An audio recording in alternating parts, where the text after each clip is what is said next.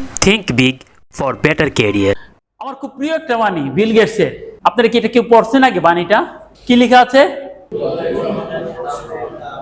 এখানে আমি একটা বাড়তি লাইন বলি, কিন্তু আপনি যদি ট্রেনিং পাওয়ার পরও গরিব থেকে মারা যান তবে সেটা, যেমন একটু আগে যদি আমি ইলিয়াসের কথা ধরি, বিজয় সরকার, হাবিবের কথা যদি ধরি, ফারজানার কথা যদি ধরি, সবাই বলতে থাকে পরিবর্তনের কথা, তাই না? আসসালামু আলাইকুম ওয়া রাহমাতুল্লাহি ওয়া বারাকাতুহু। ওয়া আলাইকুম আসসালাম। আসলে ট্রেনিং এর আগেও আমি করছি, কিন্তু ট্রেনিং যে কি জিনিস, ট্রেনিং করলে কি হয়, আসলে বাস্তবতাটা কোথায়, এখানে এসে মোটামুটি পরিপূর্ণতা আমার মনে হয় পেয়ে গেছি। স্যারে যে এ পর্যন্ত যে দীর্ঘ 3টা মাস আমাদের যে শ্রম দিছে, সেখান থেকে কিছু কিছু কথাও যদি বলি অনেক সময় লাগে, কিন্তু আমি যে জিনিসটা মনে করতেছি এই ট্রেনিং থেকে আমি কি নিলাম, প্রত্যেকেই তো যে যার মতো নিছে, বাট আমি জহুরুল এই ট্রেনিং থেকে কি নিয়ে গেলাম, আমি এখান থেকে যে জিনিসটা নিচ্ছি সেই প্রধান জিনিসটা হয়েছে mind set up. Mind set আপটা যদি আমি ঠিক মতো নিয়ে রাখি, এটার ভিতরে সব কিছুই আছে। তো যাই হোক, আমরা এখান থেকেই যে জিনিসগুলা শিখলাম, গত 3 মাস অনেক পরিশ্রম করে বিলাস স্যার আমাদেরকে যা শিখাইছে, আমরা যদি প্রত্যেকটা মানুষ এই জিনিসটা 50% না, যদি 25%ও কাজে লাগাই, আমাদের জীবনে সাকসেস। তার মানে এই পরিবর্তনটা আপনি কয়দিন রাখবেন? যতদিন পর্যন্ত আমার ট্রেনিং করবেন ততদিন পর্যন্ত কন্টিনিউ। তো কন্টিনিউ যদি ধরে রাখেন, আমি কত দিনের কথা বলি, সর্বোচ্চ কত বছরের কথা বলি, আপনি এইভাবে চললে আপনার জীবনে বিশাল পরিবর্তন আসবে। 2 বছর, 3 বছর, 4 বছর, 2 বছর করলে আপনি একটা রেজাল্ট পাওয়া শুরু করবেন। 3, 4, 5 বছরের মধ্যে আপনি ফ্লারিশ হবেন, ছাড়া যাবে না। পৃথিবীকে লিড দিচ্ছে কারা? গরিবের সন্তান না বড় লোকের সন্তান না? বলেন তো। কোন বড় লোকের সন্তান পৃথিবীকে লিড দিতে পারে না, কারণ শান্ত সমুদ্র কখনো দক্ষ নাবিক তৈরি করতে পারে না। শান্ত সমুদ্র কখনো দক্ষ নাবিক তৈরি করতে পারে না। দক্ষ নাবিক তৈরি করতে হলে অশান্ত সমুদ্র লাগে। জেলে গেছে, মায়ের খাইছে, পোতা খাইছে, তারপর না নেতা হইতে হবে, নাহলে তো হবে না। যে এসি ঘরে জন্মাইলো, এসি স্কুলে পড়লো, এসি গাড়িতে চলাফেরা করলো, এসি অফিস করলো, সে ফ্লোরের ঘাম কি বুঝবে? রাইট। এই জন্য বড় বড় মালিক যারা, তারা তাদের ছেলে মেয়েকে একদম পড়াশোনা থেকে তুলে। তাহলে এই আমাদের মধ্যে যদি আমাকে এই শব্দটা থেকে বাঁচতে হয়, যেন আমাকে কি করতে হবে? এইরকম ট্রেনিং বেশি বেশি করতে হবে। কাজ তো আমরা প্রতিদিনই করি, কাজ তো আমরা, যেটা আমরা যে বলছি না কাজের চাপের, আমি বাসা থেকে বের হয়ে অফিসে, আবার বাসায়, আবার অফিসে, একই কাজ করতেছি, একই ডাল, তাই না? ডালে কোনো বৈচিত্র্য না, ডিফারেন্স নাই। যেদিন আম দিল সেই দিন মজা পাইলাম, জলপাই দিল সেদিন মজা পাইলাম, আমার এক্সপ্রেশন বের হলো, তাই না? তো আমরা সবাই চক্করের মধ্যে আছি। চক্কর থেকে না বের হলে তার গরিবী হালত জীবনে যাবে না। চক্কর থেকে না বেরোলে, এই যে এখানে আসছেন না, একটা চক্কর থেকে বের হয়েছেন। এই চক্করে থেকে বের হওয়ার পরে আপনারা কি আম ডালের মজা পাচ্ছেন, জলপাই ডালের মজা পাচ্ছেন কিনা? আপনি এখন সুন্দর স্বপ্ন দেখতেছেন, তাই না? আপনি ফিল করতে পারেন, হয়তো কেউ ফিল করবেন যে আপনার জীবনে হয়তো একটা পর্যায়ে এই শব্দটা থাকবে না, আপনি যদি নিজেকে গড়তে পারেন। তারপর আমরা সব জায়গায় না আসার জন্য খালি অজুহাত খুঁজি, নিজেকে তৈরি করতে চাই না, আর খালি ভাগ্যের দোষ দিয়ে যাই। ভাগ্যের দোষ দিয়ে কয়দিন টিকবেন? আর যেহেতু এই ট্রেনিং এর মাধ্যমে একটা সুযোগ আসছে, আপনি সেই সুযোগটা নিতে হবে। এই সুযোগটা আপনি বাংলাদেশের 99% ফ্যাক্টরিতে পাবেন না। আপনাদের সবার প্রতি আমার একটি বিশেষ অনুরোধ, আপনারা যারা আমার চ্যানেলের ভিডিওগুলো দেখে প্রতিনিয়ত আমাকে উৎসাহ যুগিয়ে যাচ্ছেন, তাদের মধ্যে এখনো প্রায় 87% শ্রোতার মাধ্যমে চ্যানেলটি সাবস্ক্রাইব করা হয়নি। আপনাদের একটি সাবস্ক্রাইব আমাকে ভীষণভাবে অনুপ্রাণিত করবে। এছাড়াও চ্যানেলটি সাবস্ক্রাইব করার মাধ্যমে আমার চ্যানেলের নতুন ভিডিও আপলোড হওয়ার সাথে সাথে তা আপনি অবগত হতে পারবেন। সাবস্ক্রাইব করুন, সাথে থাকুন। ধন্যবাদ সবাইকে। কে যেন কিছু বলতে চাইছিল। নিজের দোষ, গরিব থাকার কোনো সুযোগ নাই, নেভার এভার কোনো সুযোগ নাই। কোন জায়গায়, নির্দিষ্ট কোন জায়গায় উইথ প্যাশন 10,000 ঘন্টা সময় দাও, একটা জায়গায় পৃথিবীর সেরা হবো। ওই জায়গাতে তুমি সাঁতারেই মনে করো, তোমার ছেলেরে তুমি কত বছর আমি জানি না, তোমার ছেলেরে তুমি আজকে থেকে সাঁতারে লাগাই রেখে দাও, সে পৃথিবীর সেরা সাঁতারও হবে যদি ওই জায়গাতে সে 10,000 ঘন্টা সময় দিতে পারে। এটা কোনো মিস নাই, উইথ প্যাশন। একটা মেয়ের সামনে তার মা মারা গেছে বিনা চিকিৎসায়, আর একটা বাবা মার স্বপ্ন তার মেয়ে ডাক্তার হবে, ওই মেয়েও চিন্তা করতে ডাক্তার হবে।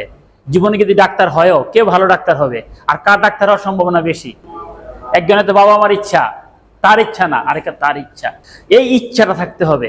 এটাকে বলে কি বলে? Will power with passion. তোমার কোনো কাজ করার জন্য প্যাশন থাকতে হবে, তীব্র ইচ্ছা শক্তি সহ।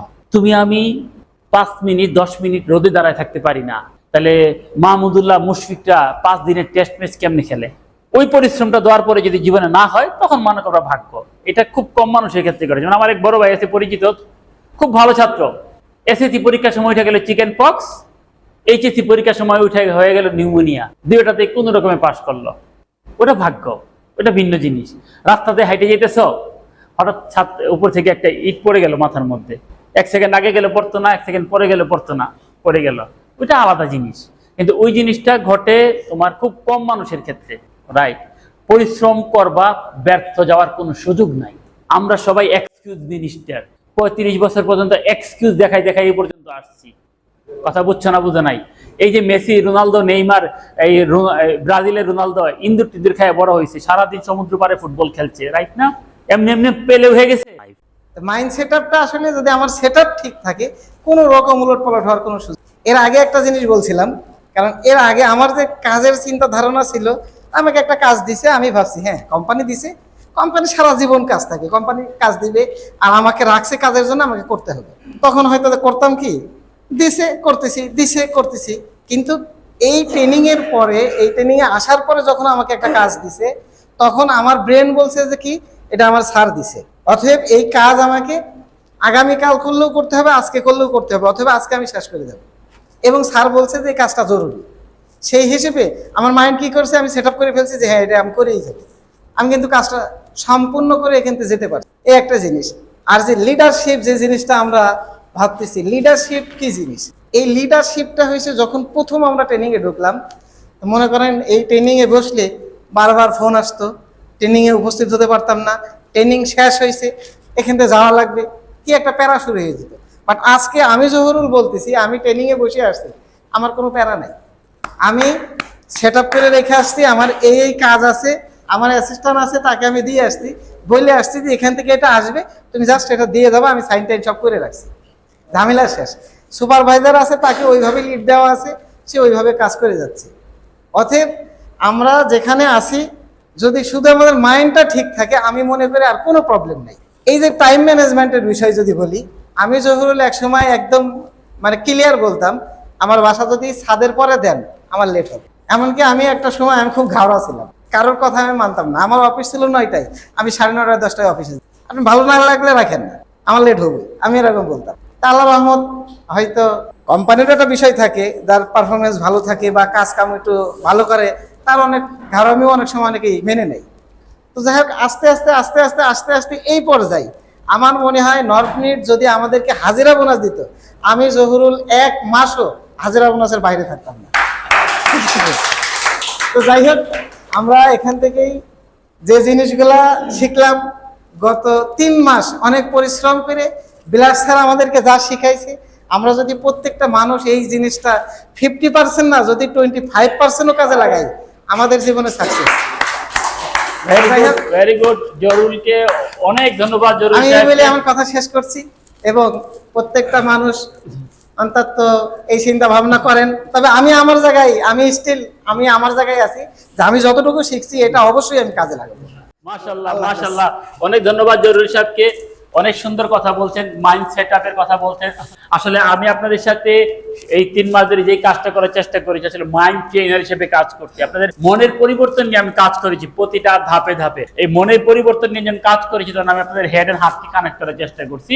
এবং জহুরুল যে কথাগুলো বললেন, কেউ নাকি জোর করেও টাইম মতো অফিসে আনতে পারেন নাই, কিন্তু ওনার যখন মনের পরিবর্তন হয়েছে, ঠিক আছে, তার মানে আমার মাইন্ড ট্রেনারের যে রুলটা ছিল, সেই রুলটা যখন ওনার ক্ষেত্রে অ্যাপ্লিকেবল হয়েছে, তখন তিনি নিজে থেকে পাল্টে গেছেন। তো এই জিনিসটা হচ্ছে গিয়ে আমাদের গ্রেট লার্নিং, আমরা অলরেডি অনেক কিছু শিখতেছি। এটাই ছিল ফিডব্যাক সেশনের পাওয়া, যে ট্রেনিং এ আমরা গত 3 মাস যা শিখছি, আসলে আমরা বাস্তব জীবনে কতটুকু বাস্তবায়ন করতে পারলাম। আমরা অনেকে অনেক কিছু জানি, অনেক কিছু বুঝি, কিন্তু কোনো জানার কোনো গুরুত্ব নাই ওটা যদি অ্যাকশনে না যায়।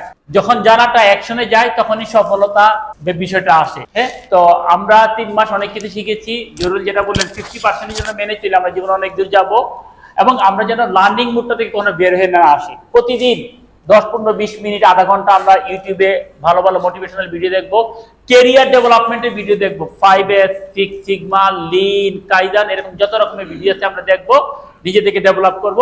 আপনার অর্থনৈতিক সচ্ছলতা আসবে, অফিসিয়াল পজিশনের উন্নতি আসবে, সব জায়গায় পারিবারিক জীবনে সুখী হবেন, সব জায়গায় আপনার জীবনে সুন্দর সময় অপেক্ষা করতেছে, যদি আপনি এই মুডটা আগামী 2-3 বছর ধরে রাখতে পারেন। ইনশাআল্লাহ রাখবো তো? অনেক ধন্যবাদ, থ্যাংক ইউ সো মাচ।